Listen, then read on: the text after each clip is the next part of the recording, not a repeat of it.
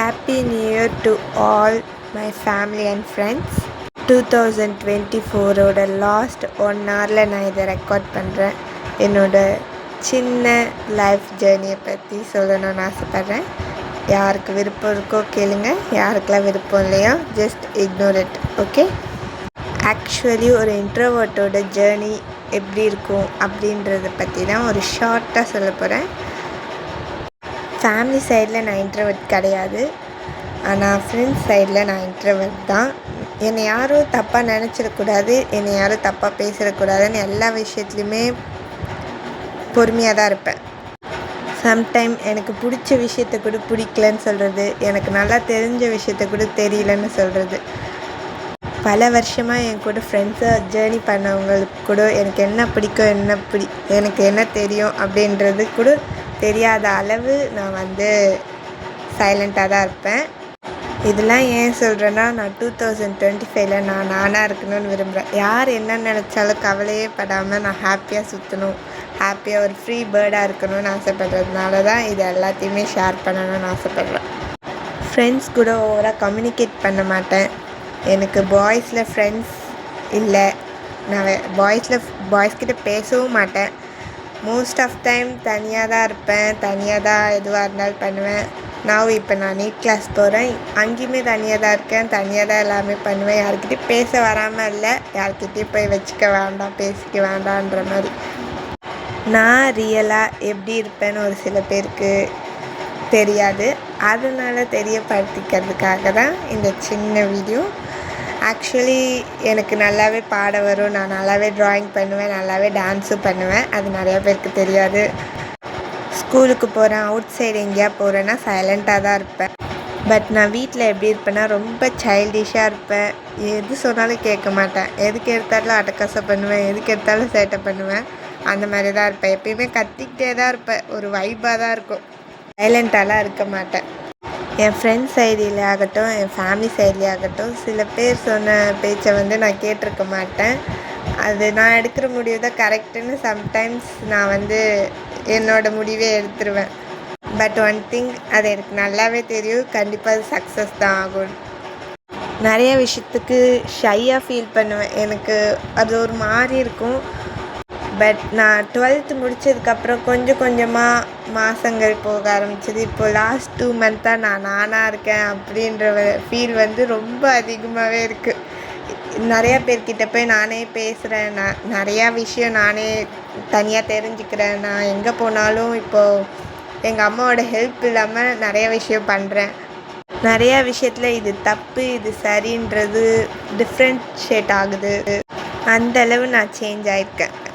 Recent டைம்ஸில் என்னோடய 5th life எனக்கு ரீகால் ஆச்சு. ஆக்சுவலி பவானின்னு ஒரு பொண்ணு இருப்பாள், அவள் என்னமோ ரொம்ப மட்டமாக ட்ரீட் பண்ணியிருக்கா. அதெல்லாம் எனக்கு இப்போ தான் ரியலைஸே ஆகுது. எந்த அளவுனா, சில பேருக்கு டேஸ்ட் சிமிலராக இருக்கும். லைக் பெட்ரோல் ஸ்மெல், அந்த மழை பெய்யறதுக்கு போனால மண் வாசனை, அது எல்லாமே சிமிலராக இருக்கும். எனக்கும் என் ஃப்ரெண்டுக்கும் அப்படி தான் சிமிலராக இருக்கும். ஆனால் அவளுக்கு பிடிச்சிருக்குல்ல, அதனால தான் பிடிச்சிருக்கு அப்படின்னு சொல்கிறா அப்படின்லாம் சொல்லுவாங்க. அதெல்லாம் கொஞ்சம் ஹர்ட்டிங்காகவே இருக்கும். பட் இருந்தாலும் அவங்க கூட தான் அட்ஜஸ்ட் பண்ணிக்கிட்டு இருந்திருக்கேன் நான். அந்த மாதிரி தான் அவளோட கிளாஸ் ஒர்க் நோட் ஒன்று தொலைஞ்சிருச்சு. ஆக்சுவலி அவள் நோட்டை நான் வாங்கவே மாட்டேன் எப்பயுமே.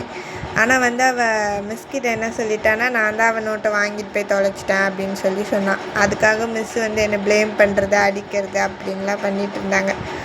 ஏன்னா அவள் டாப்பர், நான் அந்தளவு படிக்கிற பொண்ணெல்லாம் கிடையாது. நான் சுத்தமாகவே படிக்க முடியாது, நானே ஒத்துப்பேன். அதெல்லாம் படிப்பு வராமல் இல்லை, திமிர் தான்.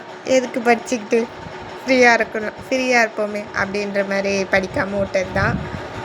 இதெல்லாம் ஒரு சின்ன விஷயமா தெரியலாம், ஆனால் நான் இப்போ எப்பயுமே ஃபுட்டுக்கு ஒரு ப்ரிஃபரன்ஸ் தருவேன். அது அதெல்லாம் ப்ளேம் பண்ணி காமிக்கிறது லஞ்ச் பீரியடாக தான் இருக்கும். அது ரொம்ப ஹர்ட்டிங்காக இருக்கும். சாப்பாடே உள்ளே இறங்காது, அழுக மட்டும்தான் வரும். அதெல்லாம் யாரும் கண்டுக்க மாட்டாங்க, எதுவும் வரி பண்ணிக்க மாட்டாங்க. அவங்க வாய்க்கு என்ன வருதோ அதை எல்லாத்தையும் பேசுவாங்க. அதை கேட்டுட்டு நம்ம அமைதியாக மட்டும்தான் இருக்கணும் அப்படின்னு சொல்லுவாங்க. அவள் பேசுகிற மறு வார்த்தைக்கு கூட யாரும் எதுவும் சொல்லக்கூட மாட்டாங்க. அந்த சமயம் நான் மட்டும்தான், அவ்வளோ பேர் சுற்றி உட்காந்துருந்தும் நான் ஒரு ஆள் தனியாக தான் இருக்கேன் அப்படின்னு ஃபீல் ஆகிட்டே இருக்கும். நிறையா டைம் என்னை சுற்றி நிறைய பேர் இருந்தாலுமே நான் மட்டும்தான் தனியாக இருக்கேன் அப்படின்ற மாதிரி ஃபீல் ஆகும். அப்போல்லாம் யாராவது ஒரு ஆள் நம்ம கூட இருந்தால் நல்லாயிருக்குமே அப்படின்னும் தோணும். என்னோடய ஸ்கூல் டேஸில் நான் சிரித்ததை விடவும் அழுதது தான் அதிகமாக இருக்கும். அந்தளவு ஒரு மோசமான ஸ்கூல் டேஸ்ன்னு சொல்லலாம். எல்லாரோட சைல்ட்ஹுட் மெமரி பெஸ்ட் மெமரின்றது ஸ்கூல் டேஸ் தான். ஆனால் எனக்கு அது கண்டிப்பாக கிடையாது. இனி வரப்போகிற காலங்களில் என்னோடய காலேஜ் டேஸ் அதெல்லாம் நான் பெஸ்ட் மெமரியாக மாற்றணும்னு ஆசைப்பட்றேன். ஆக்சுவலி நான் நல்லாவே ஃபன் பண்ணுவேன். என் கூட இருக்கவங்களெல்லாம் நல்லாவே சிரிக்க வைப்பேன். ஆனால் என் ஃப்ரெண்ட்ஸ் கிட்டே நான் அதை அப்படிலாம் நான் இருந்ததில்லை. இவ்வளோதானா இல்லை, அதை விட பெரிய விஷயம் எல்லாமும் நடந்திருக்கு. ஆனால் அது அந்த இடத்துல தான் நான் ரொம்ப டவுனாக ஃபீல் பண்ணேன். அதனால தான் ஷேர் பண்ணிக்கிட்டேன்.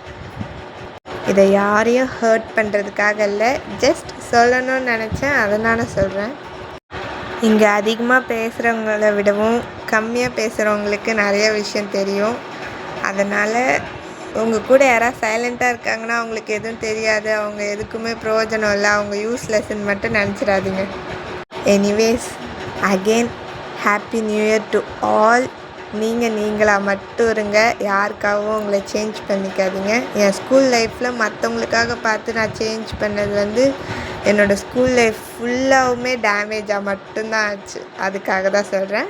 Happy new year.